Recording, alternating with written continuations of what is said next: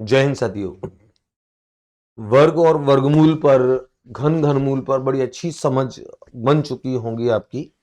मैं निश्चित तौर पर ये मानता हूं और मैंने प्रयास किया है कि अत्यंत सरल तरीके से कॉन्सेप्ट्स आप तक पहुंचे, उनसे जुड़े सवाल आप उनको समझ पाएं, उनका मैकेनिज्म समझ पाएं, किस तरीके से उन प्रश्नों में हल करने की संभावना होती है।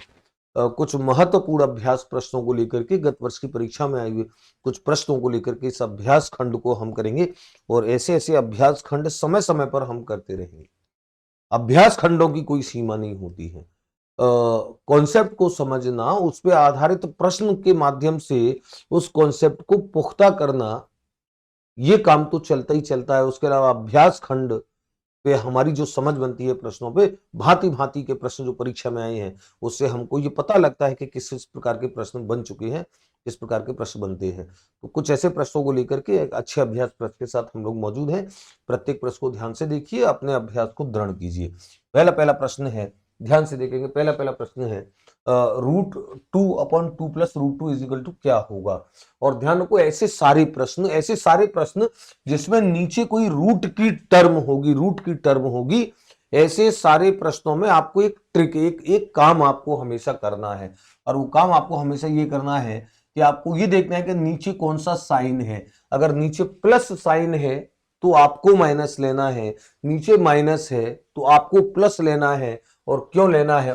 टर्म, पद वही रखने हैं, खाली चिन्ह का परिवर्तन करना है। और ऐसा क्यों करना है कि प्लस दिया है तो माइनस ले, माइनस दिया है तो प्लस ले? क्योंकि हमारी एक रूप वो बनती है, मैं अगर √2/2 + √2 में मैं गुणा करता हूं, चूंकि ये धन का पद है, मैं ऋण का पद लूंगा, 2 - √2/2 - √2 का मैं मल्टीप्लाई कर रहा हूं। और इस बात को आप दो तरीकों से समझो।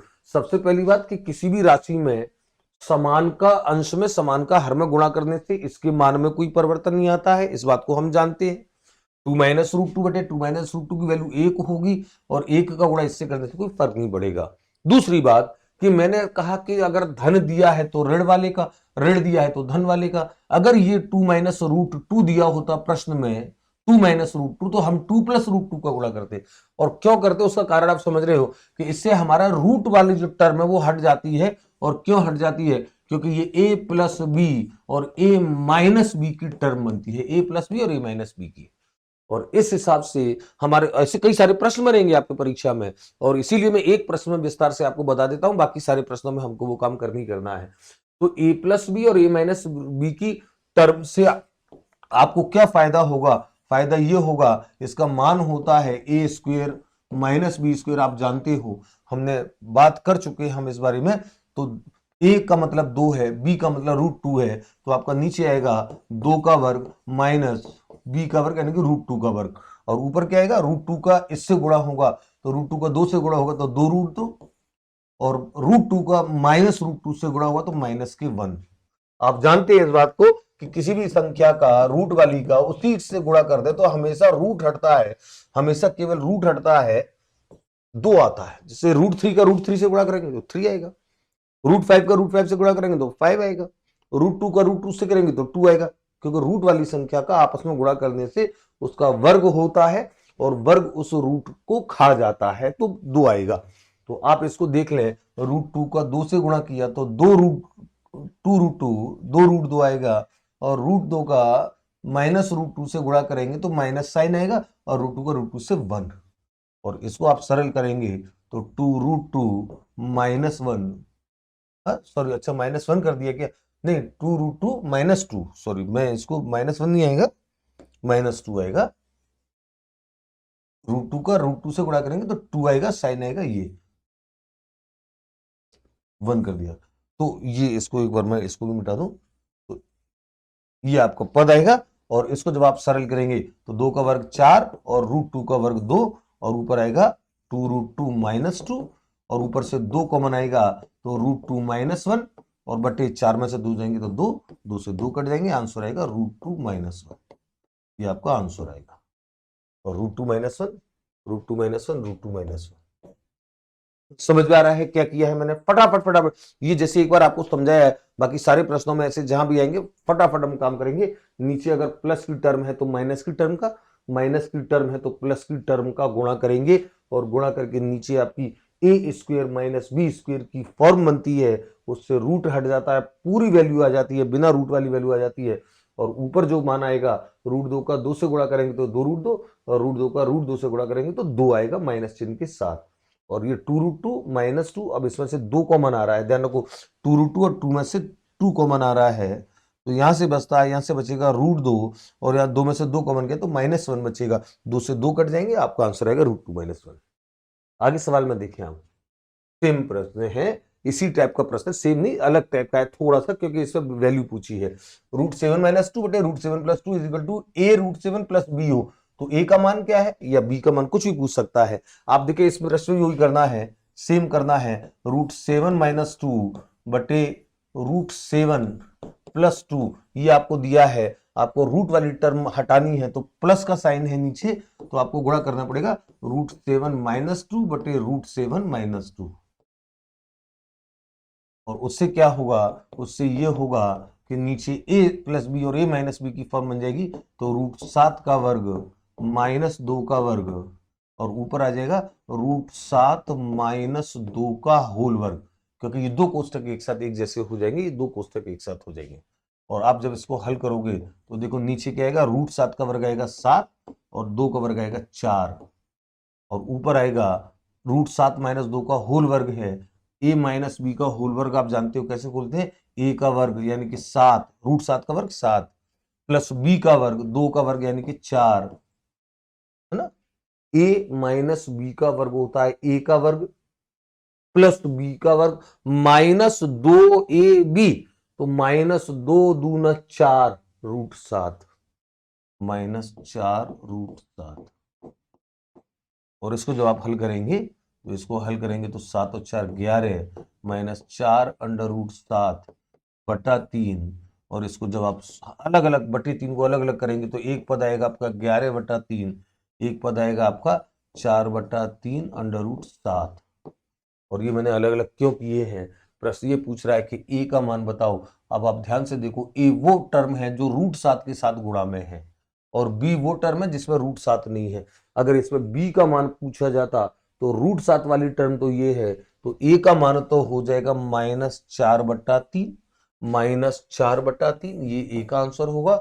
और अगर बी का आंसर पूछा जाता, बी का मान क्या है, तो 11 बटा 3, क्योंकि रूट 7 के साथ जो संख्या है वो तो ए है, तो ए बराबर माइनस 4 बटा 3। क्लियर, समझ में आ रहा होगा।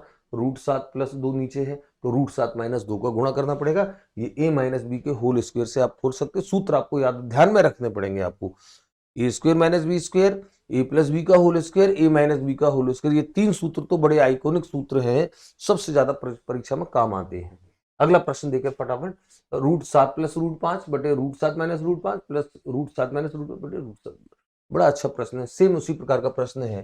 कैसे सॉल्व करेंगे, सॉल्यूशन इसका कैसे आएगा, सॉल्यूशन आएगा रूट 7 माइनस रूट 5 और रूट 7 प्लस रूट 5, आप एलसीएम लेंगे, तो एलसीएम लेंगे तो एलसीएम आएगा इसका रूट 7 माइनस रूट 5 एक कोष्टक में, और रूट 7 प्लस रूट 5, हालांकि डायरेक्ट ए वर्ग माइनस बी वर्ग आपका हो रहा है, और जब आप इसका भाग इसमें देंगे तो ये ऊपर जाके गुणा करेगा, रूट 7 माइनस रूट 5 का एलसीएम में भाग जाएगा इतनी बार, और रूट 7 प्लस रूट 5 का एलसीएम में भाग जाएगा इतनी बार, इसका भाग देंगे तो रूट 7 प्लस रूट 5, और ऊपर जाएंगे तो रूट 7 प्लस रूट 5 का वर्ग आएगा होल वर्ग, ऐसे ही प्लस का चिन्ह प्लस का चिन्ह लगाओ, और इसका भाग एलसीएम में देंगे तो रूट 7 माइनस रूट 5 बार जाएगा, और रूट 7 माइनस रूट 5 का गुणा करेंगे तो रूट 7 माइनस रूट 5 का होल वर्ग, और होल वर्ग के तरीके सारे सूत्र, बीजगणित के सारे सूत्र लगा दो। सारे सूत्र कैसे लगेंगे, नीचे तो ये ए minus B A plus B का फॉर्म बनना है,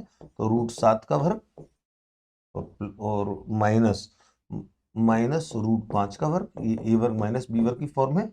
और ऊपर देखो होल वर्ग जब आप खोलोगे तो होल वर्ग वही, ये ए प्लस बी का होल वर्ग है, ये ए माइनस बी का होल वर्ग है। ए प्लस बी का होल वर्ग कैसे खुलता है, ए का वर्ग यानी कि 7 प्लस बी का वर्ग यानी कि 5 प्लस 2ab, 2 गुणा रूट 7 गुणा रूट 5, ये तो इसका वर्ग खुलेगा, प्लस का साइन लगाओ, प्लस का साइन और फिर इसका a माइनस बी का होल वर्ग खोलेंगे तो a का वर्ग यानी कि 7, b का वर्ग यानी कि 5 माइनस 2ab माइनस 2 गुणा √7 गुणा √5। और अब आप देखो काटापीटी आपको करनी है। ये धन के 2 गुणा √7 √5 है, ये ऋण के 2 गुणा √7 √5 है। इससे ये टर्म कट जाएगी और ऊपर आपका क्या आएगा, ऊपर आएगा 7 और 5 12, 12 और 7 19 और 5 24, ऊपर आएगा 24 बटे नीचे आएगा 7, √7 का वर्ग 7, 5 √5 का वर्ग 5, यानी कि 24/2 यानी कि 12 आंसर। ये आपका आंसर, सिंपली आपको सॉल्व करना है। 12 12 का है 12, ये आपका करेक्ट आंसर होगा।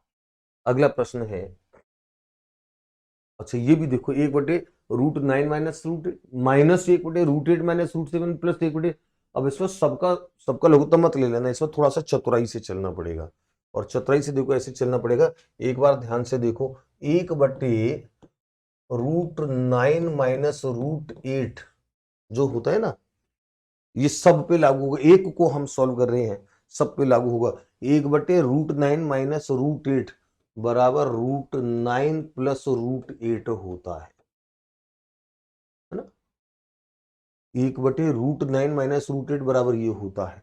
अब आप कहेंगे कि कैसे होता है, देखो ऐसे होता है, ध्यान से समझना, ध्यान से समझना। 1/√9 माइनस √8 और मैंने कहा कि नीचे की टर्म अगर रूट में है और रूट को हटाना है तो हमको नीचे अगर माइनस साइन है तो प्लस साइन वाला लेना है। √9 प्लस √8 बटे √9 प्लस √8 का गुणा करेंगे और समान संख्या का अंश में समान संख्या का हर में गुणा करके मान में अंतर नहीं आता है। इससे क्या होगा, इससे ये होगा, इससे ये होगा कि नीचे a minus B A plus B की फॉर्म बनेगी तो a स्क्वेयर √9 का स्क्वेयर माइनस बी स्क्वेयर यानी कि √8 का स्क्वेयर तो नीचे आएगा और ऊपर आएगा √9 प्लस √8। और अब आप समझ रहे हो, देखो √9 का स्क्वेयर माइनस √8 का स्क्वेयर, इसका मान आएगा 9, इसका मान आएगा 8 और ऊपर आएगा √9 प्लस √8 और 9 माइनस 8 का मान आएगा आपका 1 और 1 का भाग देंगे तो √9 प्लस √8 ये आएगा। समझ रहे हैं मैं क्या कर रहा हूं। 1/√9 माइनस √8 को नीचे वाला रूट हटाने के लिए मैंने इसमें गुणा किया, साइन चिन्ह बदल करके, माइनस है तो प्लस वाले का साइन का गुणा किया और प्लस वाले का गुणा करके ये a square minus B square की फॉर्म में होगी, ये अंश में आ जाएगा और a square minus B square का मान 1 आ रहा है, 9 माइनस 8 का मान 1 आएगा, 1 का भाग देंगे तो इसका हल होके आएगा √9 प्लस √8 यानी कि 1/√9 माइनस √8 की वैल्यू √9 प्लस √8 होगी और यही काम सब में होगा। 1/√8 माइनस √7 की वैल्यू क्या होगी, √8 प्लस √7। 1/√7 माइनस √6 की वैल्यू क्या होगी, √7 प्लस √6। ये प्रोसेस सब में अपनाएंगे तो अब ये आपका व्यंजक क्या हो जाएगा, आपका व्यंजक हो जाएगा, मैं इसको दूसरी एक इंक से करूं जिससे थोड़ा सा अलग से दिखे। व्यंजक आपका हो जाएगा 1/√9 माइनस √8 की वैल्यू आएगी √9 प्लस √8। ध्यान से देखना मैं क्या कर रहा हूं, माइनस का चिन्ह तो माइनस का चिन्ह, 1/√8 माइनस √7 की वैल्यू आएगी √8 माइनस √7, ये वैल्यू आएगी प्लस प्लस √7 माइनस √6 की वैल्यू क्या आएगी, √7 प्लस √6, ये वैल्यू आएगी माइनस √6 माइनस √5 की वैल्यू क्या आएगी, √6 प्लस √5, ये इसकी वैल्यू आएगी। अच्छा सॉरी प्लस नहीं है, माइनस है, 6 और 5 के बीच में -5 और 5 माइनस 4 की वैल्यू क्या आएगी, प्लस का चिन्ह है तो प्लस का चिन्ह, √5 माइनस √4 प्लस आएगा है ना, √5 प्लस √4। अच्छा ये √6 माइनस √5 की, हाँ सॉरी मैंने सही तो किया था, √6 प्लस √5 आएगा, √7 माइनस 6 की वैल्यू √7 प्लस 6 आएगा, 8 माइनस 7 की वैल्यू 8 प्लस 7 आएगा। ये थोड़ा सा मैंने मिस्टेक कर दिया है, मतलब 9 माइनस 8 की वैल्यू 9 प्लस 8, 8 माइनस 7 की वैल्यू 8 प्लस 7, 7 माइनस 6 की 7 प्लस 6 और 6 माइनस 5 की 6 प्लस 5, 5 माइनस 4 की 5 प्लस 4, थोड़ा साइन लिखने में। और अब आप देखो जब इसको सॉल्व करते हो तो एक बार सॉल्व करना, √9, ये चिन्ह को खोलते जाना है, √9 प्लस √8, माइनस चिन्ह खोलेंगे तो minus √8 minus √7 plus √7 plus √6 minus √6 minus √5 minus √5 plus √5 और प्लस √4। और आप इसको जब सोल्व करेंगे ना तो √8 से धन के से ऋण के, √7 से धन के, √6 से ऋण के √6, ऋण के √5 से धन के √5, ये आपके सारे कट जाएंगे और आपकी वैल्यू क्या बचेगी? वैल्यू बचेगी, एक तो बचेगा √9 और एक बचेगा √4। और √9 की वैल्यू होती है 3, √4 की वैल्यू होती है 2, 3 प्लस 2 यानी कि 5 आपका आंसर आएगा। 5 आपका आंसर आएगा। 5 कहां पर है? 5 ही। अच्छे से समझ लो, सवाल को अच्छे से समझना है, जल्दबाजी नहीं करनी है। मैं फिर से सवाल को समझा देता हूं।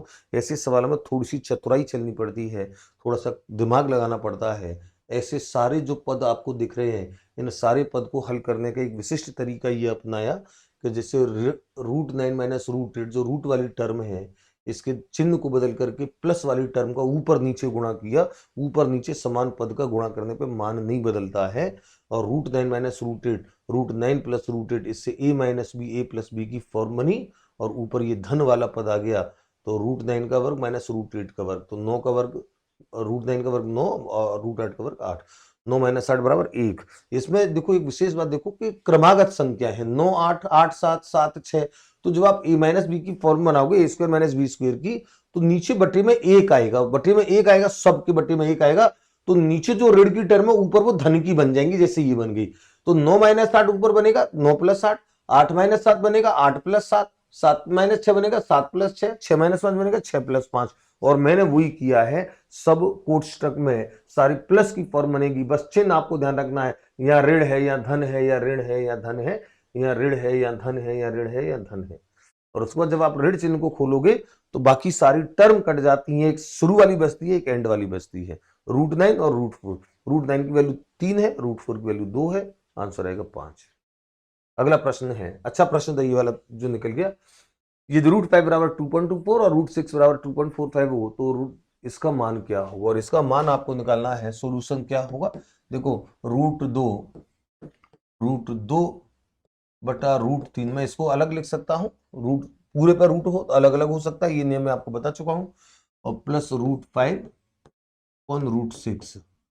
और जब आप इसको हल करेंगे तो लघुत्तम लेंगे तो √3 और √6 का लघुत्तम √6 आता है, √3 और √6 का लघुत्तम √6 आता है। और √3 का जब आप √6 में भाग देते हो तो √2 बार जाता है, √2 बार जाता है, √2 का बड़ा √2 से होगा, प्लस √6 का √6 में देंगे तो एक बार, एक का √5 से करेंगे तो √5। और इसको जब आप सॉल्व करते हो, √2 का √2 से 2 प्लस √5/6। और आपको मान दे रखा है √6, आपको मान दे रखा है √5 की वैल्यू दे रखी है 2.24 और √6 की वैल्यू दे रखी है 2.45। वैल्यू रख दें, 2 प्लस √5 2.24 बटे √6 क्या देगा 2.45। और ये हो जाएगा 2 प्लस 2.24, ये हो जाएगा 4.24 बटे 2.45। और 2 अंक बाद दशमलव ऊपर है, 2 अंक बाद दशमलव नीचे है, तो दशमलव कट जाएगा, ये आएगा आपका 424 बटा 245।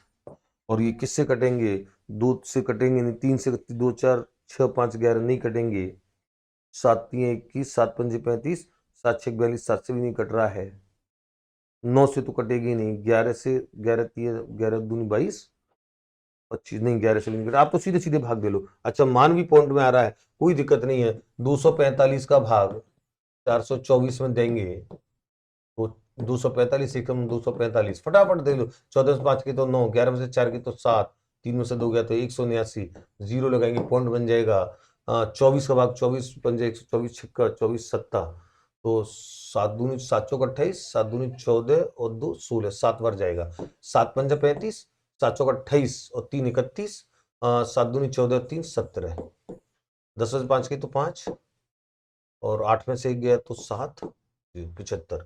तो 1.7 में कोई उत्तर आ रहा है क्या? 1.7 में 1.7 में 2 उत्तर आ रहे हैं, तो कोई दिक्कत नहीं, ये तो होगा नहीं, ये तो होगा नहीं। और 1.73 है कि 1.75 है, इसके लिए इसमें 0 बढ़ाओ और 24 3 72, 3 बार जाएगा, 5 बार नहीं जाएगा, 3 बार, 5 15, 3 चौक 12 और 1 13, 3 6 और 1 7, सही है 1.73 इसका आंसर है। बिल्कुल सिंपल है। √3 और √6 का आप लघुत्तम लेंगे, √3 √6 का √6 आएगा, और √3 का √6 में भाग देंगे तो √2 बार जाएगा।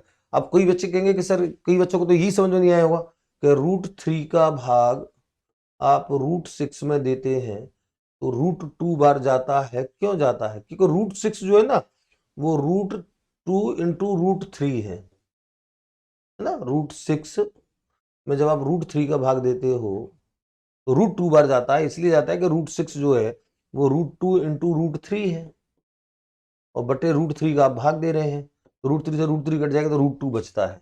ये आपको ध्यान रखना है, ये आपको ध्यान रखना है। ये जो भाग की प्रक्रिया है, रूट वाली संख्या में रूट का भाग दें, ये कुछ आपकी समझ काम करेंगे, ध्यान रखो, ये कुछ आपकी समझ काम करेंगे, और वो समझ आपकी √6 में √3 का भाग दें तो √2 बार जाएगा, ये आपकी समझ काम करेंगी, ये आपको ध्यान रखना है। तो कुछ नहीं है, हरों का लघुत्तम ले लिया आपने, हरों का लघुत्तम लेके हर का भाग लघुत्तम में दे रहे, जितनी बार जा रहा है उसका गुणा अंश से कर रहे हैं, और ये काम करके आपकी ये वैल्यू बन गई। √5 √6 की टर्म आ रही है, दोनों की वैल्यू दे रखी है, वैल्यू दे के मान निकालो, 424/245 1.73। अगला प्रश्न है, एक माली ने 17,956 पौधे इस प्रकार लगाता है कि प्रत्येक पंक्ति में उतने ही पौधे हैं जितनी पंक्तियां हैं। तो जैसे ये पंक्तियां हैं, ये पंक्तियां हैं, तो इसमें जितने हैं उसमें ही इतने हैं, यानी कि वर्गाकार है, ध्यान रखो वर्गाकार है। तो एक पंक्ति में कितने पौधे हैं? एक पंक्ति में या एक पंक्ति में जो जितनी पंक्तियां हैं, मान लो x पंक्तियां हैं, तो x पंक्ति में, एक पंक्ति में x ही पौधे हैं। तो इसका मतलब जो कुल पौधे हैं, कुल पौधे आपके वर्गाकार हैं, कुल पौधे आपके आएंगे x², और आपको वैल्यू दे रखी है x² की कितनी? 17,956, और 17,956 कुल मिलाकर के कितना है? 17,956 का आपको वर्गमूल लेना है, और वर्गमूल लेना है, मैंने आपको वर्गमूल लेने की ट्रिक आपको बताई थी, मौखिक बिना भाग की विधि के भी काम कर सकते हो। पहला जोड़ा 56 का है, बाकी 179 है, और आपको याद है मैंने आपको तरीका बताया था। आप देखो 56 6 इकाई का अंक है, इकाई का अंक या तो 4 में आता है या 6 में आता है ना।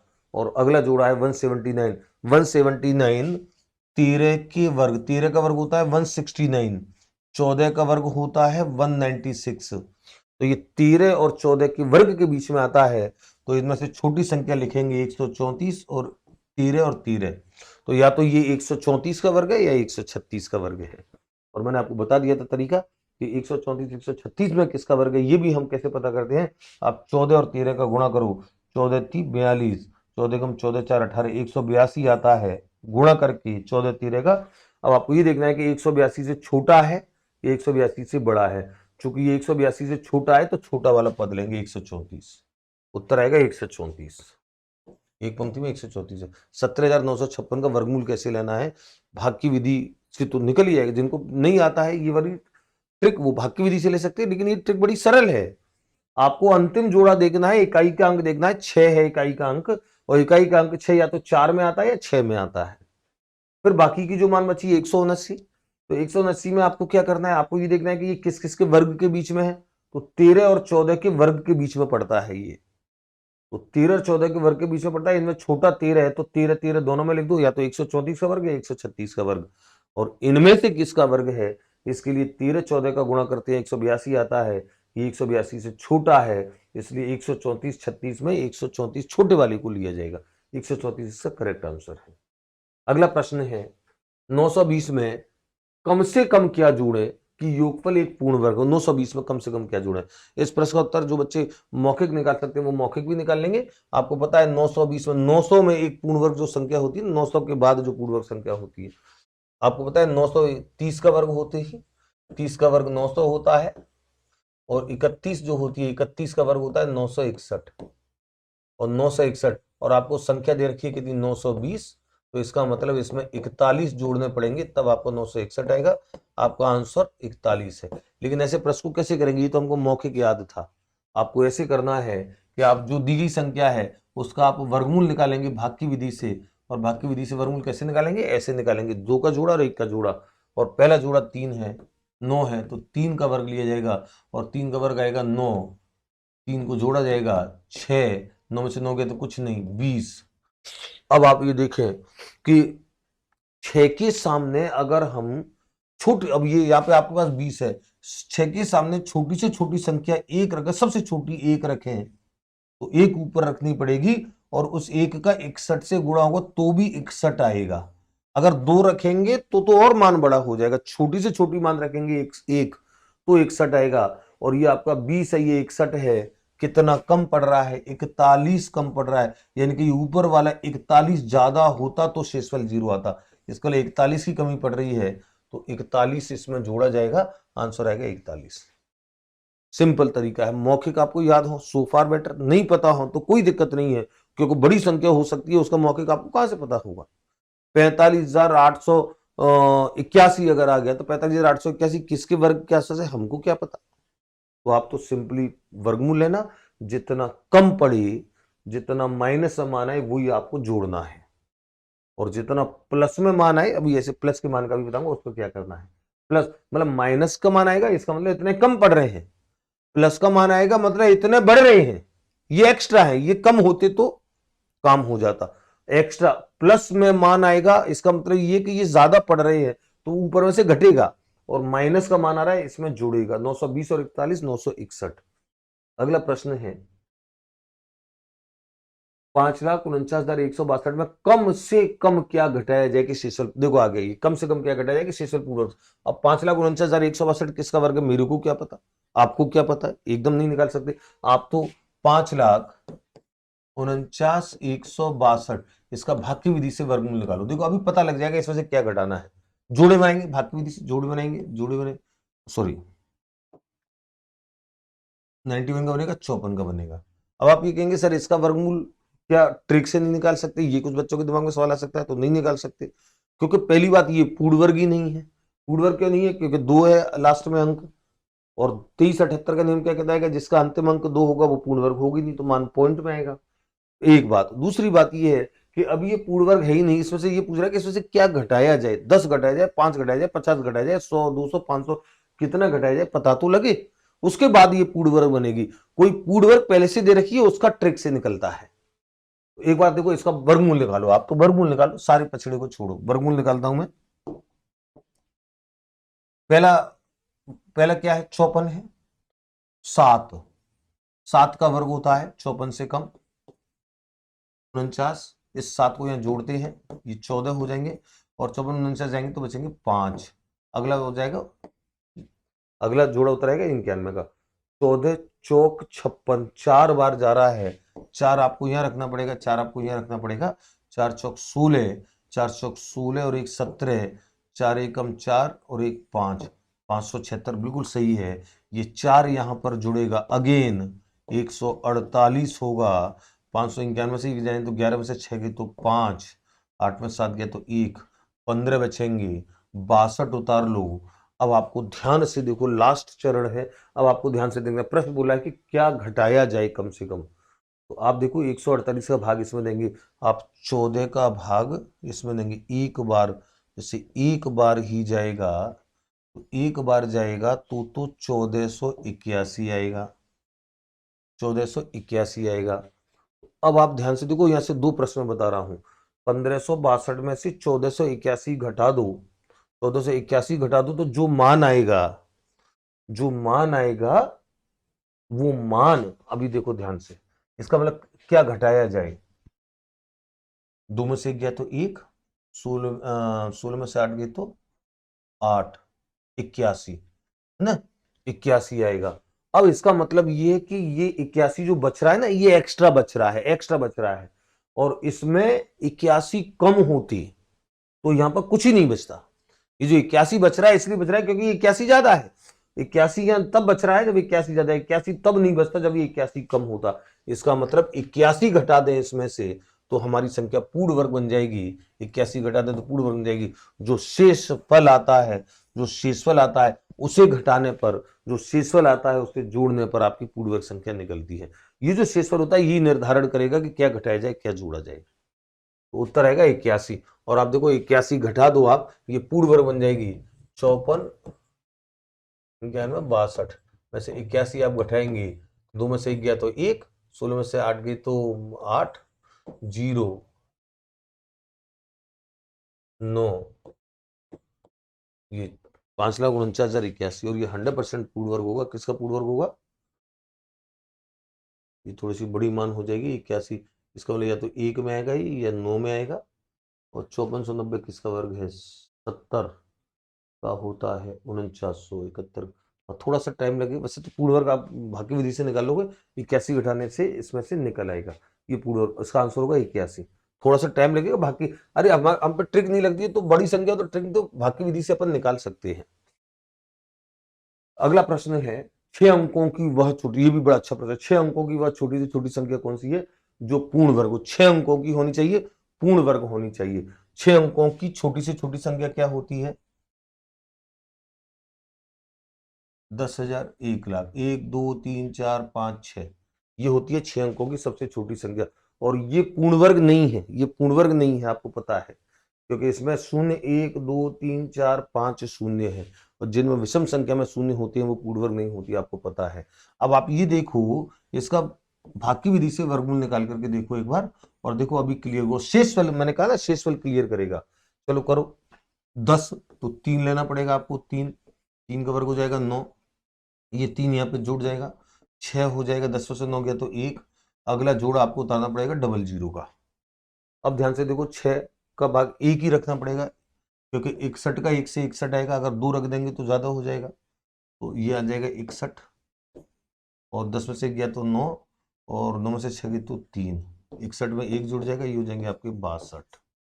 और डबल जीरो का फिर अगला जोड़ा होता रहेगा। अब देखो यहां से ध्यान से देखना, अब कौन सा अंक यहाँ पे आना चाहिए? यहाँ पे एक अंक आएगा, वही अंक आपको वहां रखना पड़ेगा। तो ये अंक निर्धारण करेंगे आप। 62 का इसमें भाग दे लो, 62 का नहीं दिला 6 का दे लो, 6 का 36, 6 रखना पड़ेगा। तो देखो 6 रखेंगे ना, तो 6 का 36, 6 दूने 12 और 3 15, और 6 का 36 और 1 37। सही है, 6 रखने से तो कम आ रहा है। इसका मतलब ये जो शेषफल आएगा ना, शेषफल, शेषफल आएगा, जो शेषफल आएगा उतना इसमें से घटा दो। जो शेषफल आएगा, शेषफल भी देख लो एक बार, 10 में से 6 गए तो 4, 9 में से 5 गए तो 9 में से 5 गए तो 4, और 8 में 7 गए तो 1, 144। 144 इसमें से घटा दो तो आपकी वो संख्या आ जाएगी। और 144 घटाना, 144 घटाएंगे, 144 घटाएंगे तो 10 में 4 गए तो 6, 9 में से 4 गए तो 5, और 9 में से 1 गया तो 8, और 9, 99,856। आपको याद है मैंने ये लिखाया है कि 99,856 5 अंकों की सबसे बड़ी है, 5 अंकों की सबसे बड़ी संख्या है, जो 316 का वर्ग होती है। लेकिन हमसे 5 अंकों की सबसे बड़ी संख्या नहीं पूछ रहा है, हमसे पूछ रहा है 6 अंकों की सबसे छोटी संख्या। तो देखो आपको क्या करना है, 6 अंकों की सबसे छोटी संख्या के लिए अब आपको इस 6 को काट करके आपको ये अगला वाला लेना पड़ेगा 7, और इसको भी काटो, इसको भी काटो, और यहां भी इस 6 को हटा करके लेना पड़ेगा 7। तो 7 7 49, 4 7 दूनी 14, 4 18, 7 6 42 और 1 43, 4,389। ये इससे 3900 से ज्यादा निकल गया। तो ज्यादा निकल गया तो कितना ज्यादा निकल गया, कितना एक्स्ट्रा होता? तो आप इसमें से इसको घटाओ, 9, 8 में से 0 गया तो 8, 13 में से 9 गए तो 4, यानी कि ये 489 एक्स्ट्रा है, ये 489 एक्स्ट्रा है। यानी कि ये ऊपर वाली संख्या 489 ज्यादा होती तो यहां शेषफल 0 बचता, तो ये 489 ज्यादा होती, मतलब ये 489 ज्यादा होती। कमी पड़ेगी 489 की, संख्या आएगी 10,04,89, 10,04,89। इकाई, ढाई, सैकड़ा, हजार, 10,000, लाख, 1,04,89, 10 लाख नहीं, 1,04,89।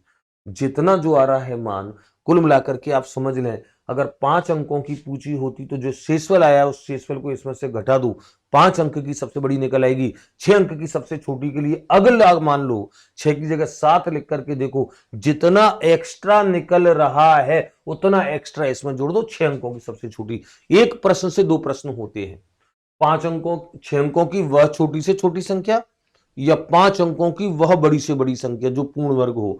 कैसे निकालेंगे? आप तो 6 अंकों की संख्या लिख दो, लिख करके उसमें से उसका पूर्ण वर्ग से निकालो, भाग विधि से जितना शेषफल बचे उसे घटा देंगे, क्योंकि आपको पता है कि 1 लाख में से एक भी घटा दिया तो 5 अंक की रह जाएगी, तो ये घटा देंगे तो 5 अंक की सबसे बड़ी आ जाएगी। अगली संख्या लेकर के मान निकालेंगे, जितना एक्स्ट्रा निकलेगा वो जोड़ देंगे तो 6 अंक की सबसे छोटी आ जाएगी। एक प्रश्न से आपके 2 प्रश्न होते हैं। 10,04,89 ये पूर्ण वर्ग होगी, 6 अंक की सबसे छोटी संख्या, सबसे पहली संख्या 6 अंकों में।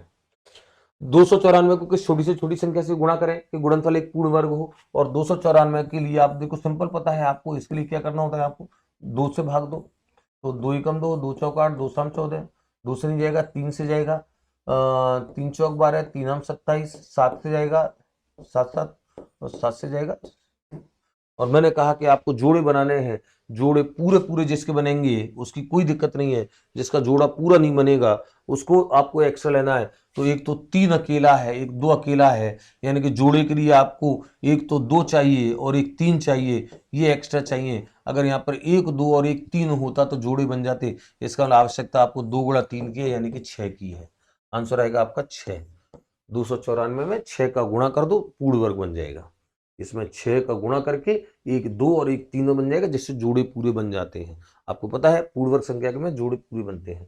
अगला प्रश्न है, वह छोटी से छोटी संख्या कौन सी है जो एक पूर्ण वर्ग है तथा 10 12 15 18 में से प्रत्येक से पूर्ण विभक्त होती है। 10 12 15 18 का पूरा पूरा भाग जाएगा, और ये आपको पता है कि 10 12 15 और 18 का पूरा पूरा भाग जाए वो पहली पहली कौन सी संख्या होती है। इसके लिए आपको लघुत्तम लेना होता है, 2 पंजे 10, 2 छक 12, 15 में जाएगा नहीं, 9 2 नाम 18। अभी 2 से और जा रहा है, 5 6 में 2 3 6, 15 में जाएगा नहीं, 9 में जाएगा नहीं। अभी 3 से जाता है, 5 में जाएगा नहीं, 3 एकम 3, इसमें 5 15, 3 तिरक का 9। फिर एक 3 से जाता है, 5 में जाएगा नहीं, 1 में जाएगा नहीं, 5 में जाएगा नहीं, 3 एकम 3, और लास्ट में जाएगा 5 से। 1 1 1 1, ये भाग की विधि से, वो संक्षिप्त विधि से आप लघुत्तम लेते हो, तो ये 5 3 15, 15 3 45, 45 दूनी 90, 90 दूनी 180, इनका लघुत्तम आएगा 180। 180 यानी कि 180 ऐसी संख्या है, ध्यान से सुनना अब आगे, 180 ऐसी संख्या है जिसमें 10 का भाग जाएगा, 12 का जाएगा, 15 का जाएगा, 18 का जाएगा, पूर्णतः विभक्त तो होगी। लेकिन प्रश्न ये नहीं कह रहा है कि इनका भाग जाए, प्रश्न कह रहा है कि वह छोटी से छोटी संख्या जो एक पूर्ण वर्ग भी हो, एक पूर्ण वर्ग भी हो और इनका भी भाग जाए। 2 शर्त पूरी करनी चाहिए, 2 शर्त पूरी करनी चाहिए कि इनका भी भाग जाता हो और पूर्ण वर्ग भी हो। अब 180 तो पूर्ण वर्ग नहीं है, और 180 को पूर्ण वर्ग बनाने के लिए किसकी आवश्यकता पड़ेगी? आप देखो इनमें से कौन सा उत्तर आएगा। इसके लिए आप ऐसे प्रश्नों में पहले दी गई संख्याओं का लघुत्तम निकालो, और लघुत्तम निकाल के अब उसे पूर्ण वर्ग बनाने के लिए किसकी आवश्यकता है, ये वही पुराना तरीका, 2 90, 2 से 45, 3 से देंगे तो 15, 3 से देंगे तो 5, और 5 से देंगे तो 1। और ध्यान रखेंगे कि जो लघुत्तम आएगा, लघुत्तम के खंड कर लेना, जोड़े बनाना, जोड़े बनाने में 2 जोड़े बन गए, 5 का नहीं बन पा रहा है, 5 का तब बनता जब यहां पर 5 होता, और 5 होता जो आवश्यकता है उसी का गुणा एलसीएम से होगा। 5 की आवश्यकता है, 5 आपके पास हो एक्स्ट्रा तो जोड़ा बन जाएगा, तो 180 पंजे 900, 900 आपका आंसर होगा। 900 ऐसी संख्या है जो दोनों शर्त पूरा करेगी कि इसमें सबका भाग भी जाएगा और ये पूर्ण वर्ग भी होगी। करेक्ट विकल्प आएगा। हालांकि कुछ बच्चे जो चतुर बच्चे हैं ना, वो चतुर बच्चे इस प्रश्न का उत्तर विकल्प से देख के ही लगा लेते हैं, इतनी कवायद नहीं करेंगे। कैसे चतुर बच्चे कैसे लगा लेते हैं? प्रश्न कह रहा है कि पूर्ण वर्ग हो, तो बच्चों को पता है कि एक तो 360 पूर्ण वर्ग नहीं है, 360 पूर्ण वर्ग नहीं है, 60 का वर्ग मत कर देना, 60 का वर्ग 3600 होता है, और एक 600 पूर्ण वर्ग नहीं है।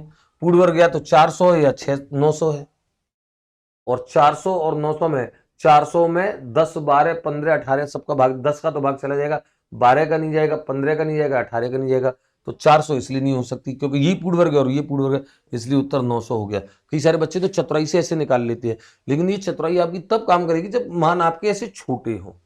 अगर मान ऐसे कुछ दे रखे हो, उल्टे सीधे दे रखे हो, जो मतलब डबल जीरो में ना हो, डबल जीरो वाली संख्या को तो आप पकड़ लोगे कौन सी पूर्ण वर्ग है। मान 17,956, 18,956 है, 19,576, तो ऐसी में आप गड़बड़ कर जाओगे, ऐसे में दिक्कत आएगी। तो इसलिए आपको ट्रिक नहीं, ट्रिक ऐसी काम करेगी जहां पर ट्रिक चलानी है, लेकिन जो बेसिक मेथड है वो बेसिक मेथड आपको सीखना पड़ेगा। दी गई संख्याओं का भाग भी चला जाए प्लस पूर्ण वर्ग भी हो, इन दोनों शर्तों के लिए पहले लघुत्तम निकालो, लघुत्तम के अभाज्य गुणनखंड करके देख लो कि जोड़े बनाने में किसकी कमी पड़ रही है, जो कमी पड़े उसी का गुणा करके उत्तर आ जाएगा।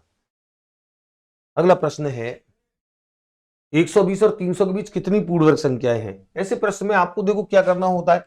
120 से निकटतम पूर्ण वर्ग संख्या कौन सी है, 121 जो 11 का वर्ग है। 300 के निकटतम 300 से छोटी कौन सी संख्या है, 289 जो कितने का वर्ग है, 17 का वर्ग है ना। और 120 और 300 के बीच में कितनी पूर्ण वर्ग संख्याएं हैं, 11 के वर्ग से प्रारंभ होकर के 17 के वर्ग तक हैं।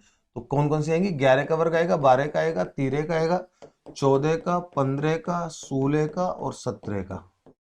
ये संख्या पूर्ण वर्ग 120 और 300 के बीच पड़ेंगी। 1 2 3 4 5 6 7, कुल 7 पूर्ण वर्ग संख्या आएंगी, 7।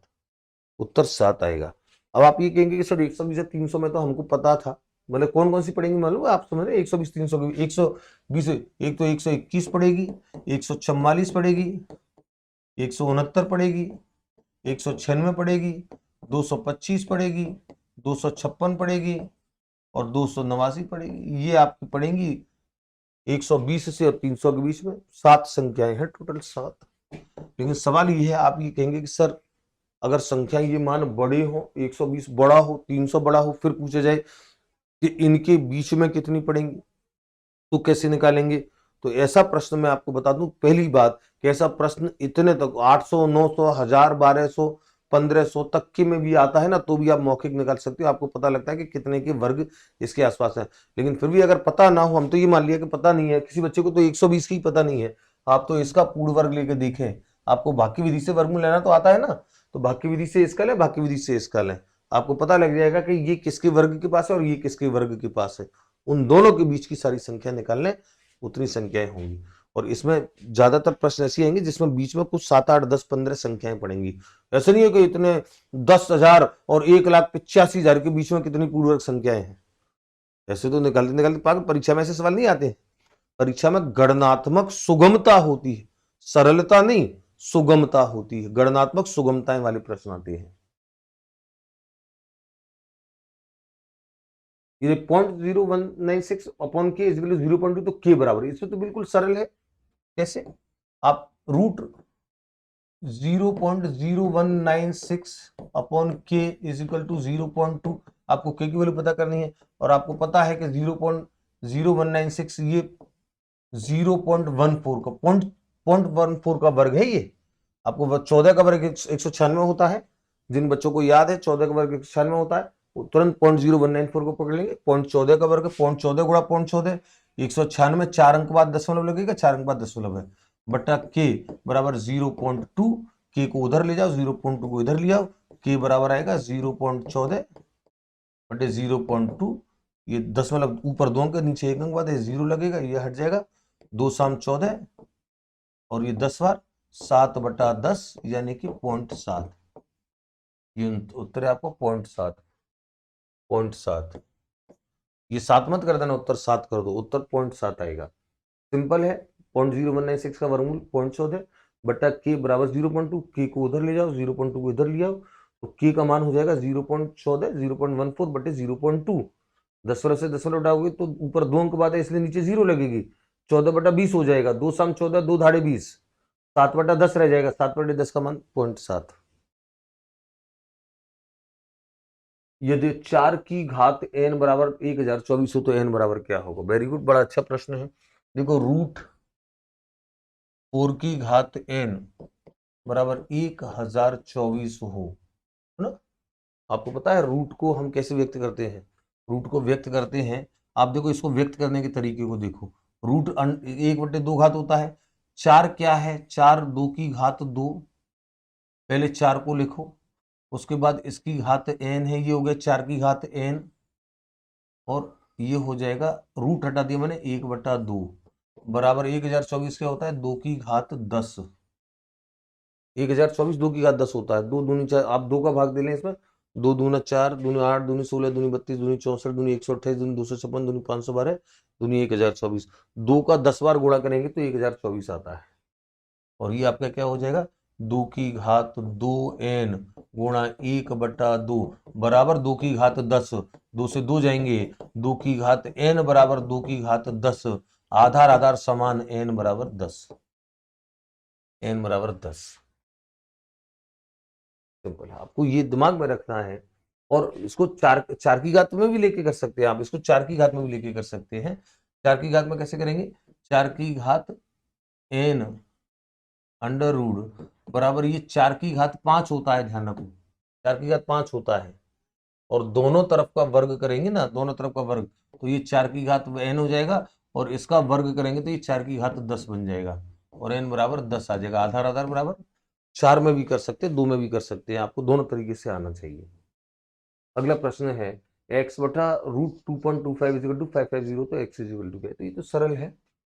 कैसे करेंगे इसको, x बटा 2.25 जो होता है वो 1.5 का वर्गमूल होता है, 1.5 का इसका वर्गमूल 1.5 होगा, 1.5 का 1.5 से करेंगे तो 2.225 होता है। 225 आपको याद है, 225 15 का वर्ग होता है, बराबर 550, और बटा ये करेंगे, वज्रगुणा करेंगे तो x बराबर आ जाएगा 550 गुणा 1.5, 0 को खा जाएगा, 15 5 75, 15 5 75 और 7 82, 825, 825। बिल्कुल सरल है ये, ऐसे प्रश्न तो आपको भाग करके। और ये प्रश्न आ गया, ये प्रश्न आपको याद है, √6 प्लस √6 प्लस √6, क्या उत्तर आएगा इसका, इसका उत्तर आएगा 3, याद है ना, मैंने आपको बताया था √6 6 के गुणनखंड करो, 3 इंटू 2, 3 इंटू 2, अगर प्लस प्लस प्लस प्लस दे रखा है तो बड़ा वाला मान होगा प्लस की स्थिति में, और अगर यह माइनस माइनस माइनस होगा तो छोटा वाला मान होगा माइनस की स्थिति में।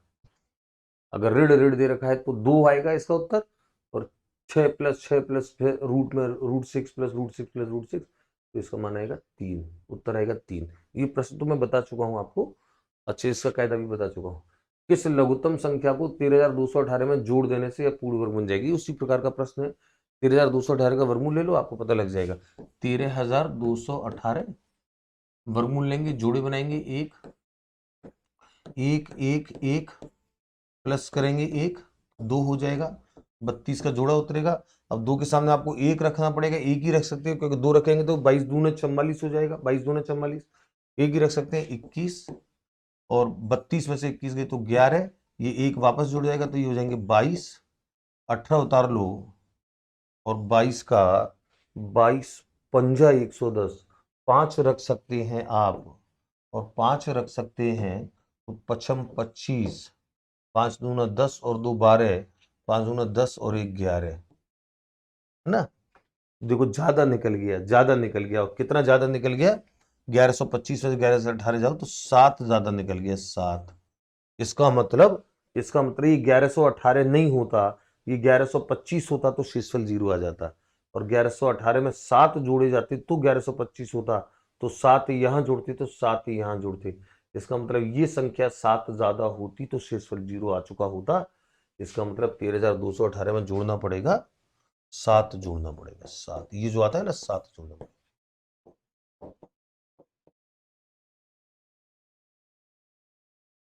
आप भाग की विधि से वर्गमूल लिया करें, जितना शेषफल जो आएगा, जितना माइनस में आएगा उतना इसमें जोड़ना है, प्लस में आएगा उतना इसमें से घटाना है। ये ध्यान रखना है कि माइनस में आएगा तो इसमें जोड़ना है, प्लस में आएगा तो इसमें से घटाना है।